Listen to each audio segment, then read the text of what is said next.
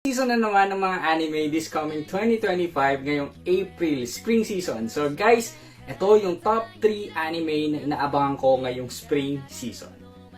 First sa listahan natin ay ang Windbreaker Season 2 guys. Kung parod nyo na yung Season 1 at alam niyo naman kung gaano kaganda yung first season ng Windbreaker, abang-abang talaga ang Season 2 ng Windbreaker. Kasi kung gusto mo ng action, magandang storytelling, magandang character development at hindi iyakan yung bida, Windbreaker ang para sa'yo guys. So kung hindi pa napapanood ang Season 1 ng Windbreaker, panoodin mo na dahil magkakaroon na natin ng Season 2 this coming April 3, 2025. Next naman natin dito na inaabangan ko talaga is yung Fire Force Season 3 guys. So finally, nagkaroon na ng Season 3 ang Fire Force. Pinapanood ko yung Fire Force since 2019. So, inaabangan ko talaga siya kasi favorite ko rin talaga ang Soul Eater. And alam niyo naman kung ano yung connection ng Fire Force sa Soul Eater. So guys, magkakaroon na ng Season 3 ang Fire Force. Part 1 ng Season 3 this coming April 5, 2025.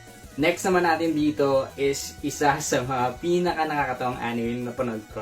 So guys, second season din to ng I've Been Killing Slime for 300 Years and I Maxed Out. I don't know kung nasabi ko siya ng tama pero ganun kahaba yung title na itong anime na to. And yung season 1 na ito, sobrang ganda. Kung gusto niyo ng humor na kagaya ng Konosuba, maiko-compare ko siya na same humor sila ng Konosuba. Mahilig ka sa dragon, demon, slime, at mga monster elf guys, bagay na bagay sa ito. Pero huwag kayong mag-expect na yung mga demons, dragons, monster dito ay yung typical monster ng mga anime. So yeah guys, kaya nakakatawa tong anime na to dahil sobrang legit na top trip talaga. Kung gusto niyo ng mga ganitong anime recommendation guys, mag-comment lang kayo dyan ang anong gusto nyo i-review natin. And kung gusto nyo ng full deep dive sa bawat anime na nabanggit ko, comment lang din kayo dyan. At huwag nyo kakalimutan mag-follow at i-like tong video na to.